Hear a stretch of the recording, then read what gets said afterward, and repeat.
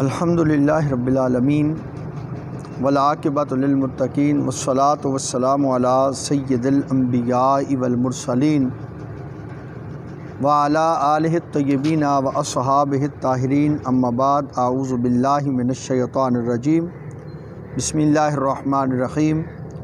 وکلوا واشربوا حتی یتبین لکم الخیط الابیض من الخیط الاسود من الفجر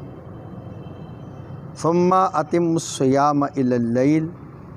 صدق اللہ العظیم ان اللہ وملائکتہ یصلون علی النبی یا ایہا الذین آمنوا صلوا علیہ وسلموا تسلیما اللہم صل وسلم علی سیدنا و مولانا محمد وعلی آل سیدنا و مولانا محمد وبارک وسلم وصلی علیہ۔ ناظرین و سامعین، آج ایک اہم مسئلہ کی طرف آپ کی توجہ دلوانا مقصود ہے۔ رمضان المبارک کے اندر بعض لوگوں کو یہ غلط فہمی ہو جاتی ہے، بلکہ بعض لوگوں کے دلوں کے اندر یہ بات ڈال دی گئی ہے کہ سحری کے وقت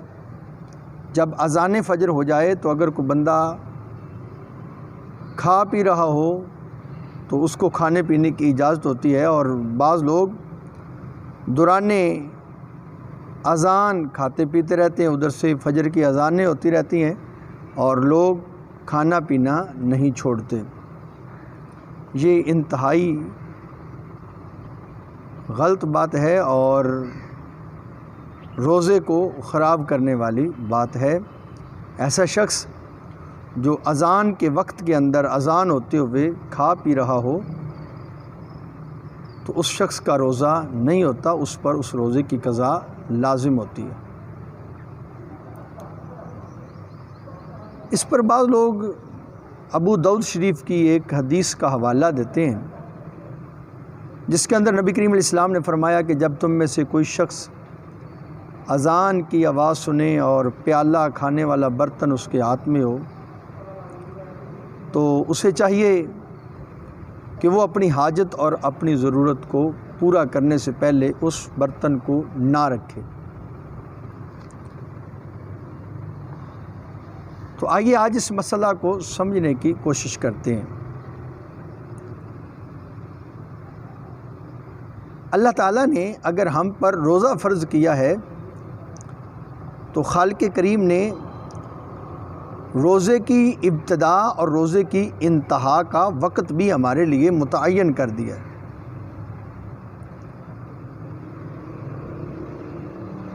قرآن مقدس کے اندر اللہ تعالیٰ نے اس ٹائم کو بیان فرما دیا ہے، اور نبی کریم صلی اللہ علیہ وسلم نے اپنے فرامین کے ذریعہ سے اس بات کو ہمارے اوپر بالکل واضح فرما دیا ہے۔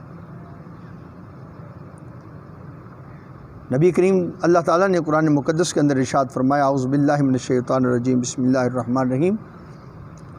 وَكُلُوا وَاشْرَبُوا حَتَّى يَتَبَيَّنَ لَكُمُ الْخَيْطُ الْأَبْيَضُ مِنَ الْخَيْطِ الْأَسْوَدِ مِنَ الْفَجْرِ ثُمَّ أَتِمُّوا الصِّيَامَ إِلَى اللَّيْلِ،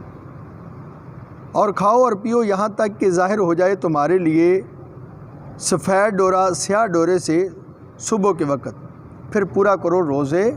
کو رات تک۔ روزے کا جو ابتدائی وقت ہے، روزے کے جو شروع ہونے کا ٹائم ہے وہ بھی بیان کر دیا گیا، اور روزے کا جو آخری وقت ہے، افطاری کا جو ٹائم ہے وہ بھی بیان کر دیا گیا کہ کہاں سے کہاں تک آپ نے روزہ کا جو ہے وہ لے کر جانا ہے، کب شروع ہوتا ہے روزہ اور کب اس کی انتہا ہوتی ہے۔ یہ قرآن ہے۔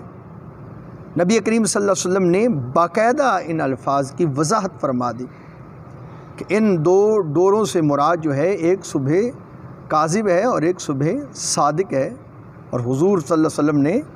احادیث کے اندر سیاستہ کی روایات بخاری مسلم کے اندر اور دوسری روایات بالکل واضح بات موجود ہے۔ سرکار دو عالم صلی اللہ علیہ وسلم نے مشرق کی جانب اپنے ہاتھ مبارک سے پہلے یوں کر کے اشارہ کیا، اور پھر آقا کریم صلی اللہ علیہ وسلم نے یوں کر کے اشارہ کیا کہ جب روشنی یوں کر کے پھیلے تو یہ صبح کاذب ہے، اور جب روشنی عرض کے اندر پھیلے تو یہ صبح صادق ہے۔ تو جب روشنی عرض کی طرف پھیل جائے تو پھر روزے کا وقت ختم ہو جاتا ہے، اور جب روشنی طول کے اندر یعنی لمبائی کے اندر ہو تو روزے کا وقت جو ہے وہ موجود رہتا ہے۔ یہ تو بات ہو گئی کہ روزے کے ختم ہونے کا وقت اللہ تعالیٰ نے متعین کر دیا ہے کہ آپ جب صبح صادق طلوع ہو جائے، فجر کا وقت شروع ہو جائے تو روزے کا ٹائم ختم ہو جاتا ہے۔ اب آپ کوئی چیز کھا پی نہیں سکتے۔ اب آئیے ان احادیث کو دیکھتے ہیں جن کے اندر یہ بات بیان ہوئی اور مسئلے کو سمجھنے کی کوشش کرتے ہیں۔ نبی کریم صلی اللہ تعالی علیہ وآلہ وسلم حضور سرکار کے فرامین دو طرح سے ہیں۔ پہلے اس حدیث کو ذہن کے اندر رکھیے جس حدیث کے اندر یہ بیان ہوا کہ جس شخص کے ہاتھ میں کھانے کا برتن ہو اور وہ اذان شروع ہو جائے اور وہ اس وقت تک برتن نہ رکھے جب تک وہ اپنی حاجت کو پورا نہ کر لے۔ اس کے مقابلے میں مختلف الفاظ کے ساتھ بخاری اور مسلم کے اندر روایات موجود ہیں، اور ان روایات کا خلاصہ یہ بنتا ہے کہ نبی کریم صلی اللہ علیہ وسلم کے دور مبارک کے اندر دو اذانیں ہوتی تھیں، اور ان کی بالکل واضح انداز میں اس کی وضاحت موجود ہے۔ ایک اذان حضرت سیدنا بلال حبشی رضی اللہ تعالیٰ عنہ دیا کرتے تھے، اور دوسری اذان حضرت سیدنا عبداللہ ابن ام مکتوم رضی اللہ تعالیٰ عنہ دیا کرتے تھے۔ یہ حضرت عبداللہ ابن ام مکتوم جو تھے یہ آنکھوں سے نابینا تھے۔ اب دو اذانیں تھیں۔ حضرت بلال رضی اللہ تعالیٰ عنہ جو اذان دیا کرتے تھے اس اذان کی وضاحت کتب حدیث کے اندر موجود ہے۔ نبی کریم علیہ السلام نے فرمایا کہ بلال کا اذان دینا تمہیں دھوکے میں نہ ڈالے، اور یہ بات بھی موجود ہے کہ جب بلال اذان دے تم کھاؤ پیو اپنی ضرورت کو پورا کرو جب تک عبداللہ ابن ام مکتوم اذان نہ دے دے۔ حضرت بلال رضی اللہ تعالی عنہ جو اذان دیتے تھے اس کا مقصد بھی کتب حدیث کے اندر موجود ہے۔ کیا مقصد تھا؟ بلال کی اذان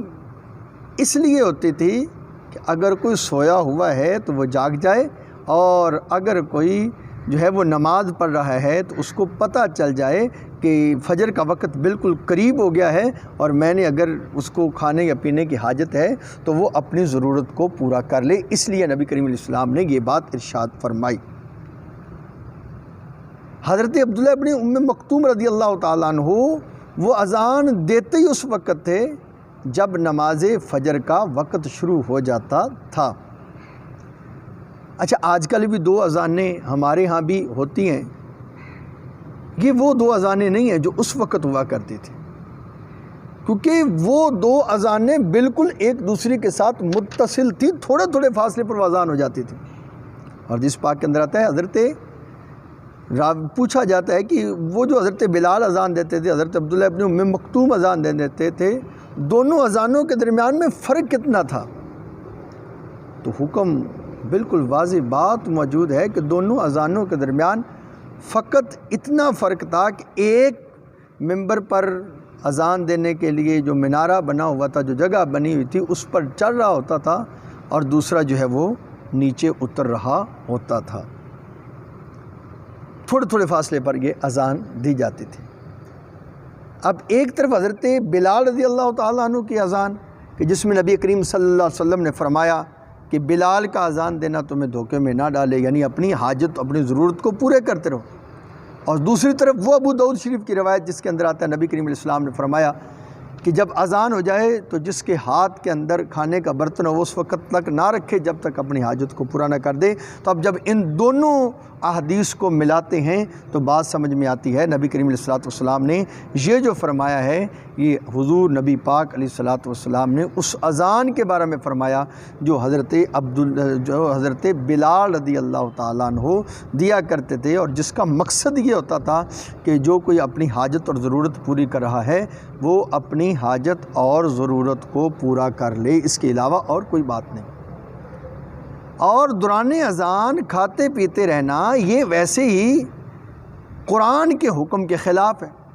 اور روزے کی جو روح اور روزے کی جو تعریف ہے اس کے ویسے ہی خلاف ہے۔ نماز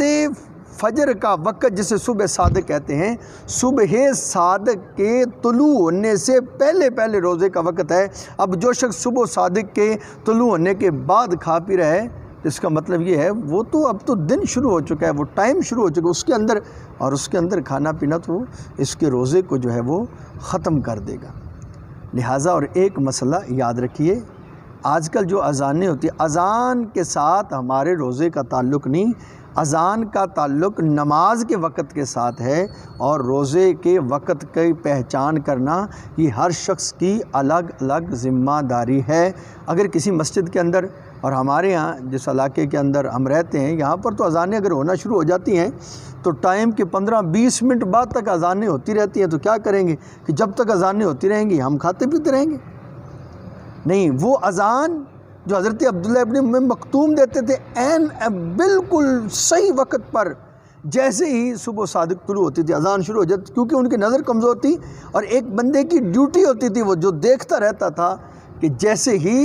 فجر طلوع ہوئی وہ کہہ دیتا تو فوراً اذان شروع کر دیتے تھے۔ لہٰذا بہت سارے لوگ اپنے روزے کو اس وجہ سے خراب کر لیتے ہیں کہ اذان اور عادت بنا لی کہ دوران اذان شاید پانی پیتے رہتے ہیں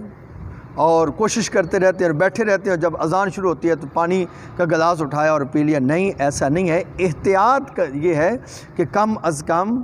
5 منٹ پہلے آپ کھانا پینا بند کر دیں۔ اگر کوئی شک وغیرہ ہو تو وہ بھی نکل جائے، 5 منٹ نہیں تو چلو کم از کم 2-3 منٹ پہلے تک آپ بالکل اس کو جو ہے وہ کھانا پینا